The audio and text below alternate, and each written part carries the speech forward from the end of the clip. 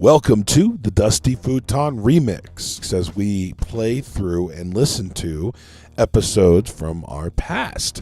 Right now we're doing Season 1. We just got done doing episodes 1 through 9. And this time we're going to be replaying episodes 10, 11, and 12 of Season 1.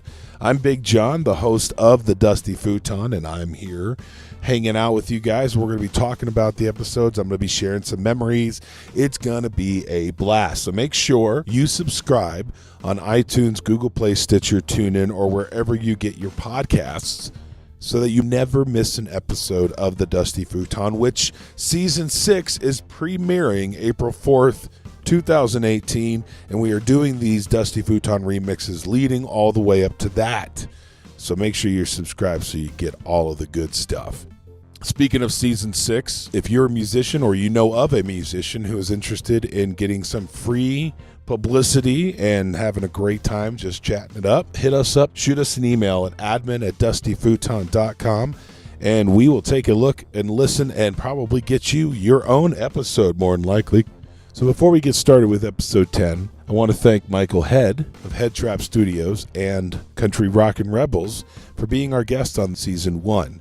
He sat down with us. We actually ended up doing a longer episode because we enjoyed talking with him so much. So this episode 10 and 11 are just Michael Head and Country Rockin' Rebels and some of his stories. So take a listen as we kind of prep ourselves for the way the Dusty Futon is going to go. Enjoy Season 1, Episode 10. Well, it's dirty and it's brown, it's a little undown, like I just got it out of and lost and found. Trying to test it, germ infested, stained by food, partially digested. Nobody can say what you find between the dirty couch gushers that have never been cleaned. Missing keys or American cheese, trapped the seed where the kiss will conceive. Pleasure to meet ya, we're happy to see ya in the Dusty Futon. Mike Head of the Country Rockin' Rebels. Correct. Band. Right, you are the lead guitar player? That's correct. That's right. And how long have you been with the band? We have been a band in full at this point for just over 3 years. Yeah. You guys got a pretty decent notoriety for 3 years, I'll give you that. But Tristan and I, the singer, have been doing it for a little over 5. Okay. Our secret weapon is Teddy Stern, and he plays everything fiddle, pedal steel, and he'll even sit in on bass. And then we have a little bit of a rotating cast on bass for live shows. So we've got on drums, Mr. Steve Talmacara. On slide guitar is Mark Epler. Again, our singer is Tristan Lures. So Cool. Wow, you've got several bass players, huh? that's right. Sometimes you need that. A lot of bands have problems with drummers. No, Yeah, I got it's a cool. problem with Teddy the drummer. can play bass just as good. It's just we feel like, oh man, the crowd might be missing out because he's such a good fiddle player and such a good other element of the show. But Okay. You don't want to pull him off the fiddle to put him on we something can else. do a good show either way. Yeah. We can play. That's the other cool thing about the Rebels. We can play from a 1 or 2 person band all the way up to 6. Now, see, that's interesting. That's It's great pretty cool. that makes you more eclectic for different venues. Like you can play the Exactly. smaller venues, like at a little winery. You can bring the 3 guys together and do Yeah. a nice little gig going on, or you can play a wedding and have a full-on reception of the whole complement with whatever you guys want. Yeah, not all members need to necessarily commit to the show for there to be a country rock and roll true. shows. It's true. Just the other night, we started out as a 4-piece and ended up as a 6-piece. And Ted was came a little later, and then our bass player Tony sat in. It was just really neat. It's interesting. You guys kind of have that blues jam feel. Yeah, it's familiar. Yeah. But you also did kind of, like you said, added a Southern California feel to it. You know, we noticed we were watching one of your music videos actually a little while ago called Summer Boys or Summer Days. Summer Summer Days. Days. That's what it was. Summer Days. Definitely. Tristan tries to bring that sort of West Coast cowboy thing. He moved from Minnesota right to the beach in Mission Beach on the boardwalk. The other Nice. thing you were saying about the style of our band, 2 to 6 players, and our music's the same way too, because we can play a full set or more of originals. We can play 3 sets, mixing in a bunch of classic rock sort of covers, and we can sort of do a lot more country. We can do a whole set of country, a set of blues. That opens us up for different venues or just sort of events or situations as well. Awesome. Oh, yeah. And Now, everybody- you're also a producer. Correct. Now, which avenues have you pursued the longest? Like, were you a producer the longest? Were you a musician, a guitarist the longest? Or A little bit of both. I mean, I probably played guitar the longest since I can tell. early high school. And then high school graduation, my folks got me a 4-track recorder, an old Tascam Porta 1. And I just With started cassettes. recording on the tape. And I got an 8-track, and then I got a 16-track. And then so it's like recorded on my own bands and sort of subsidized that by people hearing what I did and, oh, can you record us? I'll do it for free. I'll do it for $7 an hour, and all of a sudden I don't have to have a real job kind of thing. So well, it just kind of grew from there, you know. Now that's honestly right there is what is epitomizing the American dream. You knew what you wanted to do. You were given the tools by your parents. Right. Yeah. And then from there you just you had that passion that just exploded out of you as a 18-year-old and blew up into this. That's true. Then I moved to the West Coast, moved to Hollywood at 19, went to GIT, did the Guitar Institute. I sort of just let myself learn enough technique to get into a little bit of trouble, and then from then on, worked on other things as well.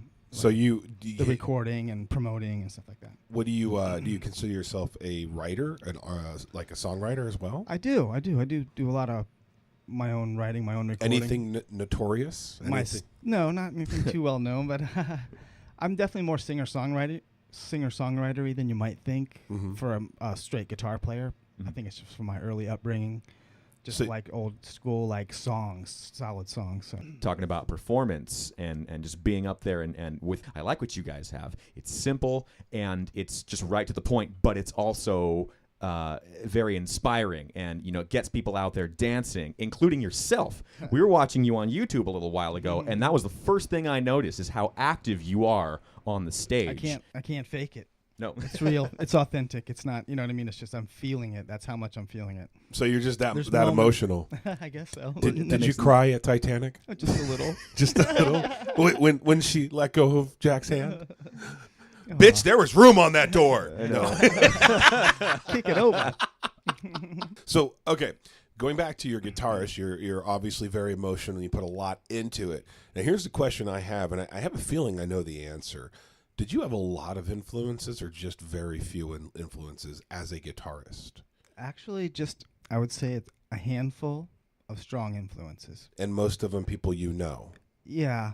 Yeah. Although I can tell that. And the reason I can tell that is I'm the same way as a guitarist, but I never pushed any further. You have your own power. You pushed yourself. Right. I'm guessing your biggest one was your dad. Could be. He wasn't actually a player. Oh. Yeah. My mom was actually the musician of the family. Really? Well, now that's interesting. And I think that's the singer-songwriter side, is that she strummed an old acoustic, an old Gibson Dove was laying around my house. Wow. And so she listened to like Dolly Parton, Cole Porter, Emmylou Harris, even like Jackson Brown and J.D. Souther. And some of that. Really, really good, like just down and dirty songs. Like, you know what I mean? Yeah. So my dad had a music store. Okay, so he had a music store where they had instruments down one side, records down the other, posters on the wall. So it was always available to you. It was right there all the time. And so he was the one that kind of turned me on to his friends who would come hang out at the music store, these old school guitar players from Virginia. And I would be like, okay, listen to these guys, and they would say who to hang out with, who to go take a lesson from, that kind of thing. So that is actually, oddly enough, he's not a player, but one of your bigger influences. Me. Yeah. That's interesting. That's how that works out. Yeah. It's funny. Yeah. It looks like Mike just realized something. See, it just shows all came together. You never know what you're going to find on the Dusty Futon. Man, this thing is nice. I'm feeling comfortable. Yeah, it's a little dusty. It's a little old, but, It's beautiful. I don't call it old. I call it vintage. There you go. Vintage, classic. Absolutely. Just like your influences.